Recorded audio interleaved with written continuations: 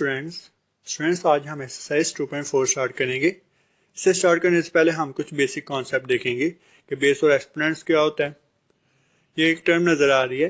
इस टर्म में जो a है इसे हम बेस कहते हैं और जो स्मॉल n है इसे हम एक्सपोनेंट कहते हैं। एक एग्जांपल से देखते हैं, जैसे यहाँ पर 4 की पावर 2 है, जो यहाँ पर 4 है इसे हम बेस कहते हैं और जो पावर है 2 है इसे हम कहते हैं एक्सपोनेंट। तो ये था बेस और एक्सपोनेंट। आगे हम देखेंगे लॉ ऑफ एक्सपोनेंट क्या होते हैं। तो ये लॉ हमने एक्सरसाइज पे यूज करनी है, एक्सरसाइज 2.4 पे। तो ये बहुत इंपॉर्टेंट है, इनके बगैर हम ये एक्सरसाइज नहीं कर सकते और जिसे ये लॉ आ जाएंगे उसके लिए ये एक्सरसाइज बहुत आसान हो जाएगी। तो हम लॉ कैसे यूज कर सकते हैं, हम फर्स्ट लॉ देखते हैं। फर्स्ट लॉ क्या है कि अगर हमारे पास दो नंबर हैं, जैसे a की पावर m मल्टीप्लाई हो रहा है a की पावर n के साथ, तो अगर दो नंबर मल्टीप्लाई हो रहे हैं उनकी बेस सेम है। जैसे हमने देखा कि बेस क्या है, जैसे कि ये a जो है ये बेस है, तो बेस इन दोनों की सेम है। तो हम क्या करते हैं कि बेस को हम एक बार लिख लेते हैं, a को हम एक बार लिख लेंगे और जो इनकी पावर है उनको हम ऐड कर लेते हैं। जैसे यहाँ पर m प्लस n, हम इसे एक एग्जांपल से देखते हैं, जैसे 3 की पावर 2 डॉट 3 की पावर 5। तो इसमें क्या है कि बेस सेम है इस कंडीशन में, तो हम बेस को एक बार लिख लेंगे, 3 को एक बार लिख लेंगे और जो इसकी पावर है इसको ऐड कर देंगे, 2 प्लस 5 आ जाएगा। तो 2 प्लस 5 इक्वल टू 7 हो जाएगा। तो ये आ गया 3 की पावर 7। तो कहीं पर भी मैथ में कि हमारे पास दो नंबर हों, उनकी बेस सेम हो, वो अगर मल्टीप्लाई हो रहे हैं तो उनकी बेस सेम है, तो बेस को हम एक बार लिख लेंगे, उनकी पावर को हम ऐड कर सकते हैं कहीं पर भी। तो आगे हम सेकंड लॉ देखेंगे। सेकंड लॉ क्या है, तो सेकंड लॉ भी फर्स्ट लॉ की तरह ही है। इसमें भी क्या है कि अगर दो नंबर डिवाइड हो रहे हैं, पहले हम मल्टीप्लाई की बात कर रहे थे, अब डिवाइड की बात कर रहे हैं। अगर दो नंबर डिवाइड हो रहे हैं, जैसे am डिवाइड हो रहा है an के साथ, तो हम क्या करेंगे, अगर इन दोनों की बेस सेम है तो हम बेस को एक बार लिख लेंगे और इनकी पावर जो है उनको सब्सट्रैक्ट कर देंगे, माइनस कर देंगे। a को हमने एक बार लिख लिया बेस को और m माइनस n आ गया, ये सब्सट्रैक्ट हो गया। इसे हम एक एग्जांपल से देखते हैं। 2 की पावर 4 डिवाइड हो रहा है 2 की पावर 2 के साथ, यहाँ पर भी बेस सेम है, तो हम बेस को एक बार लिख लेंगे, 2 को एक बार लिखा और इसकी जो पावर है 4 और 2 इनको हम सब्सट्रैक्ट कर लेंगे, तो ये आ जाएगा 4 माइनस 2। तो आगे हम देखें, आगे थर्ड लॉ क्या होता है। थर्ड लॉ में वो कह रहा है कि a की पावर m है और इसकी होल पावर n आ गई है, पावर दो बार आ गई है। तो अगर ऐसी कंडीशन में अगर पावर दो बार आ जाए तो हम पावर को मल्टीप्लाई कर लेते हैं, तो m को मल्टीप्लाई कर लेंगे n के साथ, तो ये आ जाएगा a की पावर mn। इसे हम एक एग्जांपल से देखें कि जैसे हमारे पास आ गया 2 की पावर 3 और इसकी होल पावर आ गया 2, तो पावर दो बार आ गया, तो हम क्या करेंगे, पावर को मल्टीप्लाई कर लेंगे। तो 3 को 2 से मल्टीप्लाई कर लेंगे, तो ये आ जाएगा 2 की पावर 6। तो ये था थर्ड लॉ कि अगर हमारे पावर दो बार आ जाए तो हम पावर को मल्टीप्लाई कर लेते हैं। आगे फोर्थ लॉ देखेंगे। फोर्थ लॉ क्या है। फोर्थ लॉ में वो कह रहा है कि अगर मल्टीप्लाई हो रहे हैं कुछ नंबर, या दो नंबर या तीन नंबर, कोई कितने भी नंबर हो सकते हैं, उनकी होल पावर आ गई है, जैसे ब्रैकेट्स आ गई है और ब्रैकेट्स के ऊपर पावर आ गई है, होल पावर आ गई है, तो हम क्या, इसका मतलब ये होता है कि ये पावर सब के लिए है, तो हम इस पावर को सेपरेट लिख सकते हैं सब के साथ। जैसे ए बी की पावर होल पावर आ गई n, तो हम इसे लिख सकते हैं a की पावर भी n लिख लिया और b की पावर भी n, तो हम पावर को सेपरेट करके लिख सकते हैं सबके साथ। आगे फिफ्थ लॉ है। फिफ्थ लॉ भी फोर्थ लॉ की तरह ही है। यहाँ पर मल्टीप्लाई हो रहा था और यहाँ पे डिवाइड हो रहा है, a डिवाइड हो रहा है b के साथ और इसकी पावर आ गई है, होल पावर आ गई है n, तो होल पावर है, तो इसका मतलब है a की पावर भी n है और b की पावर भी n है, तो इसे हम सेपरेट करके लिख सकते हैं। a की पावर भी n आ गया और b की पावर भी n आ गया। आगे सिक्स लॉ में वो कह रहा है कि अगर a की पावर 0 आ जाए तो वो 1 के इक्वल है, मतलब कोई भी नंबर है उसकी पावर 0 है तो वो इक्वल होगा 1 के। अगर m है, m की पावर 0 है तो वो भी 1 के इक्वल होगा। अगर 3 है, 3 की पावर 0 है तो वो भी 1 के इक्वल होगा। तो किसी भी नंबर की पावर 0 आ जाए वो 1 के इक्वल होता है। आगे हम देखेंगे लास्ट लॉ है सेवन लॉ। तो 7 लॉ में वो कह रहा है कि a की power minus n equal 1/a की पावर n। तो अगर a की पावर माइनस में आ गई है तो इसे हम प्लस में करने के लिए हम उसको उस नंबर को नीचे ले जाते हैं, या नीचे या तो ऊपर ले आते हैं। तो जैसे a की पावर माइनस n थी तो ये ऊपर था, तो हम इस पावर को प्लस करने के लिए नीचे ले गए, तो ये माइनस n नीचे जाके प्लस n हो गया। तो अगर नीचे होता तो हम ऊपर लेके आ सकते हैं। तो हम जब हम ऊपर से नीचे लेके जाते हैं या नीचे से ऊपर लेके आए तो क्या होता है कि पावर जो है, पावर का साइन चेंज हो जाता है। तो ये था 7 लॉ। तो ये सारे लॉ हम एक्सरसाइज में यूज करेंगे, और किसी को सब लॉ की अच्छी तरह से समझ आ गई है तो उसके लिए एक्सरसाइज जो है वो बहुत आसान हो जाएगी। तो एक्सरसाइज स्टार्ट करते हैं। पहला क्वेश्चन देखते हैं। पहला क्वेश्चन क्या है? क्वेश्चन नंबर 1 में कह रहा है use law of exponent to simplify. हमने एक्सपोनेंट्स के लॉ यूज करने हैं और इसको सॉल्व करना है, सिंप्लीफाई करना है। तो कोई भी क्वेश्चन हो, हम उसे सिंप्लीफाई कर रहे हों एक्सपोनेंट्स में, तो क्या करना है कि क्वेश्चन में नंबर्स आ गए हैं और उन नंबर्स के हम फैक्टर बना सकते हैं, तो हमने फैक्टर बना लेने हैं सॉल्व करने के लिए। ये आपने एक स्टेप याद रखना है। और दूसरा स्टेप ये याद रखना है कि अगर कोई भी नंबर रेडिकल फॉर्म में है तो आपने उसको एक्सपोनेंशियल फॉर्म में बना लेना है। तो ये दो बातें हमने यूज करनी होती हैं, ये याद रखनी है। ये दो मेन बातें हैं। तो बाकी तो हमने लॉ यूज करके क्वेश्चन को सॉल्व कर लेना है।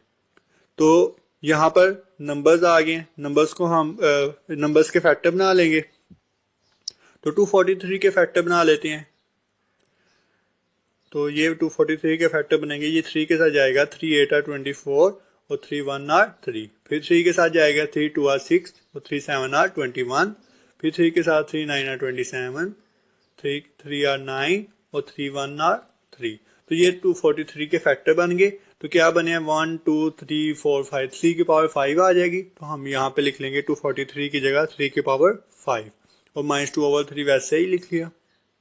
अब हम 32 के भी फैक्टर बना लेंगे। तो 32 के फैक्टर बनाए, 2 के साथ जाएगा, 2 1 are 2 और ये 1 कैरी उधर जाएगा, ये 12 हो जाएगा, 2 6 are 12। फिर 2 8 are 16, 2 4 are 8, 2 2 are 4 और 2 1 are 2। तो ये 2 के फैक्टर बन गए। और यहाँ इसकी पावर क्या बनी है? 1 2 3 4 5 2 है, तो 2 की पावर क्या आ गई? 5। तो -1/5 वैसे का वैसे ही। आगे हम 196 के भी फैक्टर बनाएंगे। तो हमने दो बातें देखी थी। हमने कहा था कि नंबर्स हैं तो उनके फैक्टर बना लेने हैं, अगर रेडिकल फॉर्म में है तो उसके एक्सपोनेंशियल फॉर्म में बनाना है। तो हमने देखा था रेडिकल फॉर्म को एक्सपोनेंशियल फॉर्म में कैसे बनाते हैं। पहले हम क्या करते हैं कि 196 के फैक्टर बना लेते हैं कि इसके फैक्टर क्या होंगे। तो 196 के फैक्टर, ये 2 के साथ जाएगा, 2 9 are 18 और ये 1 कैरी उधर चला जाएगा, तो ये 16 बन जाएगा और 2 8 are 16। फिर 2 के साथ जाएगा, 2 4 are 8 और 1 कैरी उधर चला जाएगा 8 के साथ, तो ये 18 बन जाएगा और 2 9 are 18। फिर आप 7 के साथ जाएगा, 7 7 are 49 और 7 1 are 7। तो ये 196 के फैक्टर बन गए। मतलब 2 2 हैं तो 2 की पावर 2 और फिर 7 भी 2 है तो 7 की पावर भी 2 आ जाएगी। तो 196 की जगह लिख लिया 2 की पावर 2 मल्टीप्लाई बाय 7 की पावर 2। अब ये रेडिकल साइन है, स्क्वायर रूट है। स्क्वायर रूट की वैल्यू होती है 1/2, हमें मालूम है। तो स्क्वायर रूट को खत्म करेंगे, 1/2 लगाएंगे और 1/2 के साथ -1 भी है, तो 1/2 जब -1 से मल्टीप्लाई होगा तो ये आ जाएगा -1/2। तो स्क्वायर रूट को खत्म किया तो वैल्यूज आ गई 1/2, -1 से मल्टीप्लाई होके -1/2 आ गया। तो ये हमारे फैक्टर भी बन गए और हमने रेडिकल फॉर्म को एक्सपोनेंशियल फॉर्म में भी बना लिया। अब यहाँ पर हम कटिंग करेंगे कुछ, जैसे ये 5 है, 5 5 से कट जाएगा, ठीक है। ये 5 5 से कट जाएगा, यहां से अब आ जाएगा 3 की पावर। अब ये पावर मल्टीप्लाई हो जाएगी, 5 -2 के साथ मल्टीप्लाई होके -10 आ जाएगा, 3 की पावर -10/3 आ गया। अब ये यहाँ पे 5 5 से कट गया, 2 की पावर -1 आ गया। अब हमने देखा था एक लॉ में कि अगर दो नंबर मल्टीप्लाई हो रहे हैं और उनकी होल पावर आ गई है तो इसका मतलब है हम पावर को सेपरेट दोनों के साथ लिख सकते हैं। तो ये -1 और 2 को दोनों के साथ लिख लिया सेपरेट करके। अब क्या होगा, ये 2 2 से कट जाएगा,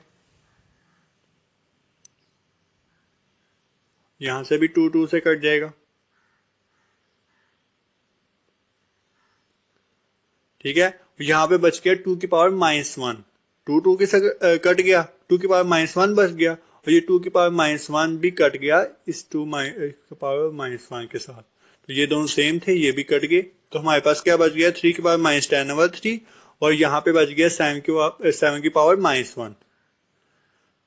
अब हम क्या करेंगे, आप देखें यहाँ पर भी पावर माइनस में है और यहाँ पर भी पावर माइनस में है। तो हमने पावर को हम पॉजिटिव करने के लिए हम क्या करेंगे, इसको इंटरचेंज कर देंगे, नीचे से ऊपर ले जाएंगे, ऊपर वाले को नीचे ले आएंगे। तो क्या होगा, जब भी हम नीचे से ऊपर लेके जाएं या ऊपर से नीचे लेके आए तो उनके साइन चेंज हो जाते हैं। तो ये -1 था, ऊपर आके +1 हो गया और ये जैसे -10/3 था, नीचे आके +10/3 हो गया।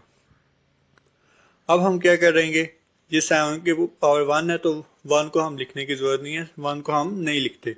तो अब देखिए 10/3 है, तो अब इसको हम डिवाइड कर लेंगे। जैसे 10/3 है तो इसके हमने 9/3 को सेपरेट कर लिया और 1/3 को सेपरेट कर लिया, और 9 10 ही होता है, तो 9/3 को 1/3 के साथ ऐड करें तो 10/3 ही आएगा। तो हमने सॉल्व करने के लिए हमने इसको सेपरेट कर लिया, एक्सपेंड कर लिया। अब क्यों किया है, क्योंकि हम यहाँ से सॉल्व नहीं थे कर सकते ना, यहाँ पे कटिंग नहीं थी हो रही, अब हम कटिंग कर सकते हैं। ये अब 3 के साथ 9 जो है 3 के टेबल में आ रहा है तो हम यहाँ से कटिंग कर सकते हैं। तो ये आ जाएगा 3 1 और 3 और 3 3 और 9 आ जाएगा। ठीक है, तो यहाँ पे 3 आ जाएगा, तो हम यहाँ पे लिख लेते हैं।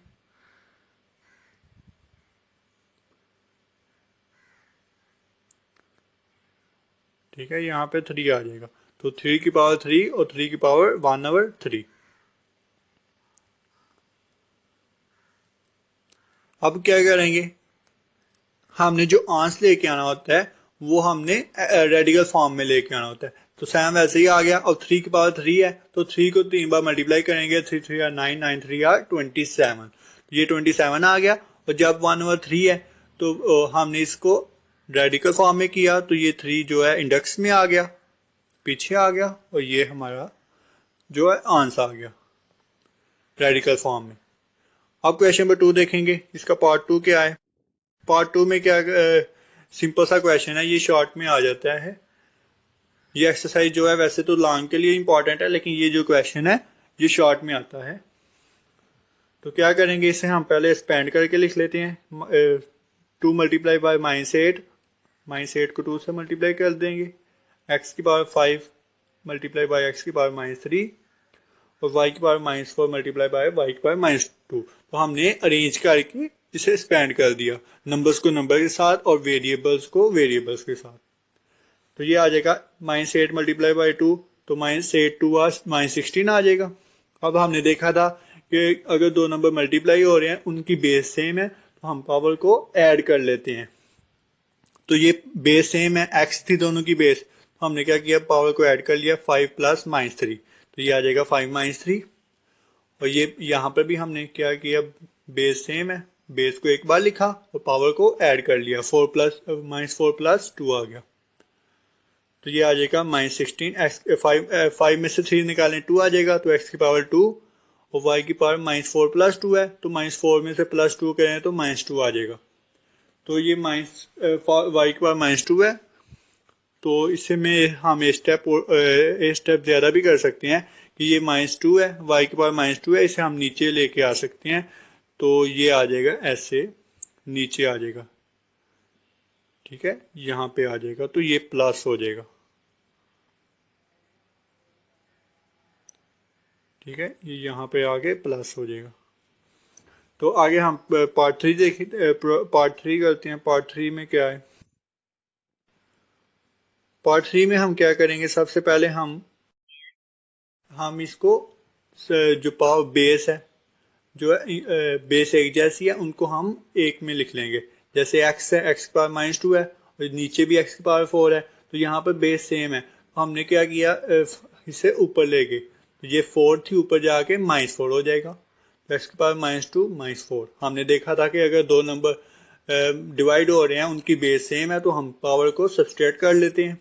तो ये आ जाएगा -2 -4। आगे y की पावर -1 और नीचे -3 है, तो ऊपर आके +3 हो जाएगी। तो ये आ गया y की पावर -1 +3। इसी तरह z की पावर -4 है, और ये 0 है नीचे z की पावर, ये ऊपर आके प्लस हो जाएगी 0। 0 को हम सब्सट्रैक्ट करें, माइनस करें या 0 के साथ प्लस लगाएं, कोई फर्क नहीं पड़ता। आगे है x की पावर -2 -4, ये आ जाएगी x की पावर -6। -1 में से +3 करें, +2 आ जाएगा। -4 में +0 करें, -4 आ जाएगा। अब ये -3 सबके लिए है, -3 सबकी पावर है, तो अब -3 को सबके साथ मल्टीप्लाई कर देंगे, तो ये आ जाएगा। सेपरेट करके लिख लिया सबके साथ, x की पावर -6 -3 मल्टीप्लाई बाय -3, y की power 2 multiply by -3 and z की पावर -4 मल्टीप्लाई बाय -3। तो सबके साथ सबके ऊपर लिख लिया पावर को। अब पावर को मल्टीप्लाई करें, तो -6 को -3 से मल्टीप्लाई करेंगे तो 18 आ जाएगा, +18।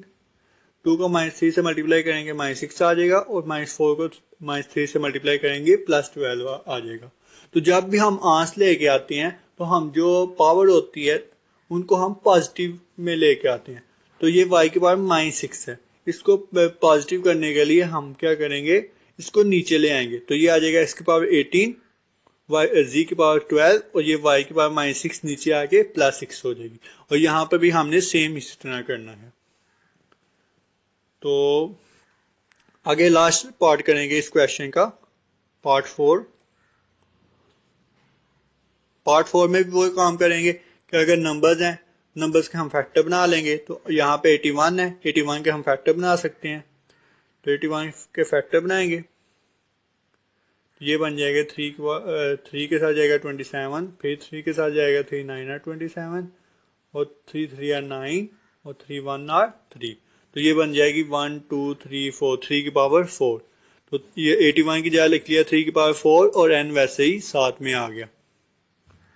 आगे 3 की पावर 5 ऐसे ही, अब 3 की पावर 4n -1। अब देखें यहाँ पे 3 की पावर 4n है और -1 है, तो हम इसको सेपरेट करके लिख सकते हैं। 3 की पावर 4n और 3 की पावर -1, तो दोनों को सेपरेट करके लिख लिया। जैसे हम ने देखा था कि अगर दो टर्म मल्टीप्लाई हो रही हैं, दो नंबर, तो उनकी पावर को हम ऐड कर सकते हैं। इसी तरह हमने सेपरेट भी कर सकते हैं, सेपरेट करके लिख लिया, ये सेम है।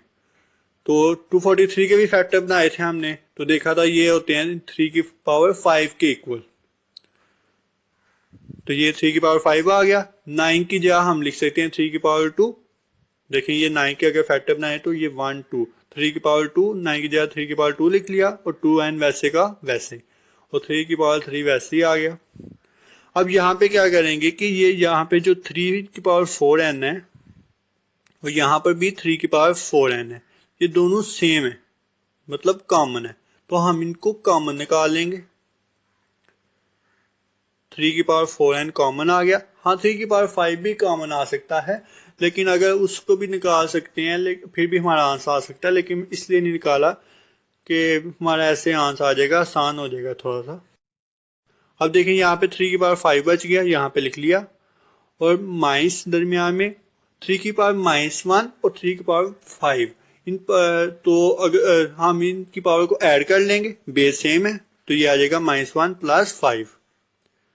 तो नीचे 2 2 से मल्टीप्लाई होकर 4 हो जाएगा, तो 3 की पावर 4n आ गया, और 3 की पावर 3 वैसे का वैसे। अब ये 3 की पावर 4n कट जाएगा,